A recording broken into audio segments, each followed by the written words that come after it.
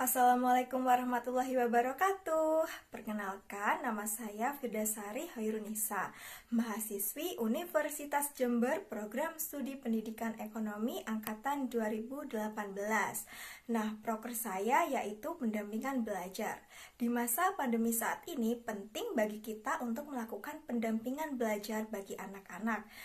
Program kerja pendampingan belajar saya bertempat di Dusun Badian Wetan RT 4 RW 018. Nah, kenapa saya memilih Dusun Badian Wetan? Karena dusun tersebut terdapat banyak anak kecil yang rata-rata membutuhkan pendampingan belajar dalam masa pandemi saat ini. Dalam kegiatan pendampingan belajar tersebut, kegiatan yang saya lakukan yaitu mengajari anak membaca, menulis, menghitung, serta mengajari PR bagi anak-anak. Nah, penasaran kan dengan videonya? Simak video ini baik-baik ya. Dalam mengajari anak-anak belajar membaca, menulis, maupun berhitung, juga ada tipsnya loh Bunda. Kira-kira tips anak untuk belajar membaca apa ya? Nah, tips untuk mengajari anak membaca yang pertama adalah memperkenalkan huruf dengan cara yang menyenangkan. Caranya adalah dengan menggunakan flashcard huruf yang disertai dengan gambar dan warna-warna yang cerah. Bisa juga dengan bernyanyi sambil membaca dan menempel huruf di tembok. Perkenalkan pengucapan masing-masing huruf dengan benar ya Bunda. Tips yang kedua yaitu mengajari anak untuk menghafal suku kata. Setelah anak sudah mengenal dan menguasai huruf, maka cara mengajari anak membaca memasuki tahapan perkenalan suku kata. Kini ia sebaiknya diajari untuk menghafal suku kata yang ada di dalam konsonan B sampai Z dan diikuti dengan huruf vokal seperti A, I, U, E, O. Contohnya seperti ba, bi, bu, be, bo, ca, ci, cu, ce, cu, dan seterusnya. Tips yang ketiga adalah ajak anak untuk membaca suku kata yang variatif.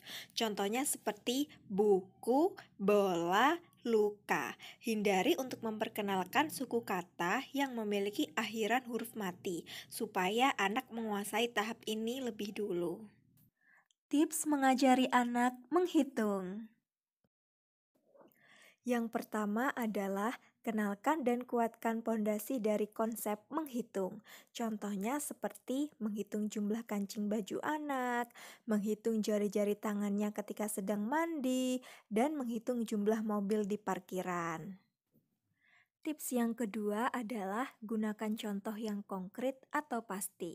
Misalnya, Bunda ingin mengajarkan konsep 3 tambah 2, maka Bunda bisa menggunakan 5 buah apel atau 5 keping Lego atau benda-benda apapun yang sudah lebih dikenal anak. Tips yang ketiga yaitu hindari memaksa anak belajar berhitung terlalu cepat. Ajarkan anak-anak sesuai dengan tahap perkembangan dan tahap belajarnya ya Bunda. Jangan terburu-buru mengajari berhitung yang abstrak, karena yang cepat belum tentu tepat Bunda. Tips mengajari anak menulis. Tips yang pertama yaitu sediakan tempat yang nyaman untuk anak menulis. Artinya, Bunda bisa menulis di kursi dan meja yang stabil dan menyesuaikan tubuh anak. Tujuannya agar anak bisa duduk dengan postur yang baik ya Bunda. Tips yang kedua yaitu ciptakan suasana yang menyenangkan. Di samping menyediakan tempat dan fasilitas yang nyaman, jangan lupa untuk mengajari anak menulis dengan cara yang menyenangkan. Misalnya seperti bernyanyi ataupun bermain. Nah, bagaimana Bunda? Tips mengajari anak dalam membaca, menghitung, dan menulis mudah dipahami kan? Agar anak-anak tambah semangat dan rajin dalam belajar, dibutuhkan yang namanya media pembelajaran. Nah, media yang saya gunakan yaitu ini. Baiklah, alat dan bahan yang digunakan untuk membuat kuis atau amplop berhadiah yang pertama yaitu ada gunting, kedua ada lem glukol, ketiga ada selotip, keempat ada spidol. Spidolnya terserah ya warna apa. Di sini saya menggunakan warna biru. Dan yang kelima yaitu kertas origami. Dan terakhir yaitu kertas pelangi.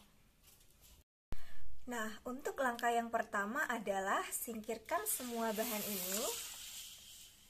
Kemudian kita bersihkan kertas pelanginya. Ambil satu kertas origami. Nah, kemudian kita lipat menyilang antara sisi yang satu dan sisi yang lainnya seperti ini. Kemudian kita lipat supaya rapi. Yang kedua yaitu ulangi gerakan yang sama untuk melipat sisi yang sebelah satunya seperti ini.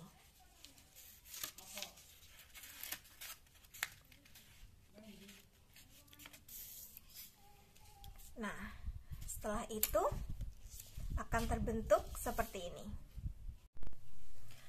Nah, setelah terbentuk seperti ini, kita lipat bagian ujung 1, 2, 3, dan 4.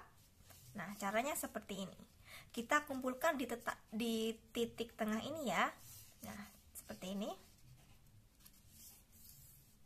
Yang kedua, ulangi gerakan yang sama ya. Nah, yang ketiga juga sama, seperti ini. Nah, dari sini kita sudah bisa melihat ya, bentuknya sudah menyerupai amplop. Nah, namun supaya bagian tengah sini tidak bergerak-gerak, kita akan memakai perekat, yaitu selotip tadi seperti ini. Nah, ini selotipnya.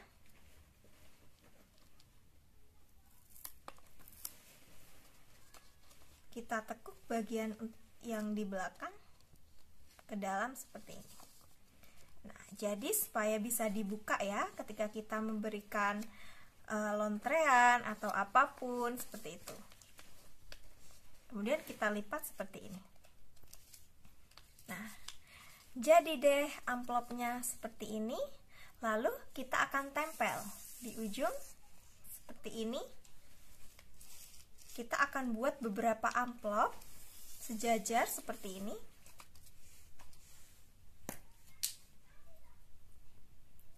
Kita beri lem glukol seperti ini. Tidak usah terlalu banyak, cukup saja. Nah, kita tempel di ujung bagian sini. Nah, seperti ini. Nah, ini kita beri perekat di tengah. Kita tekuk ke dalam ya. Nah, sama dan di atasnya supaya menyerupai amplop.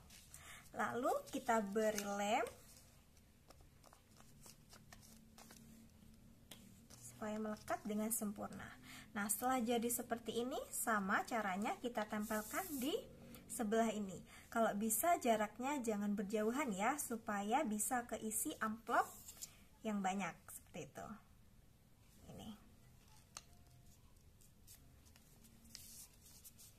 Nah, setelah seperti ini, nah di sini spidolnya kita balik terlebih dahulu.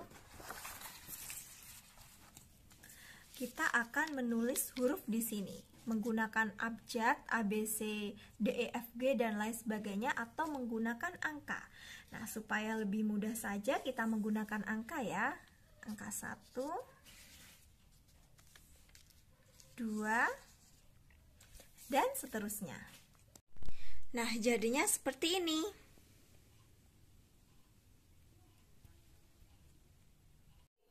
Cukup sekian video dari saya ya, semoga bermanfaat dan menambah wawasan kita semua. Terima kasih yang sudah menonton, see you di next video, thank you. Wassalamualaikum warahmatullahi wabarakatuh.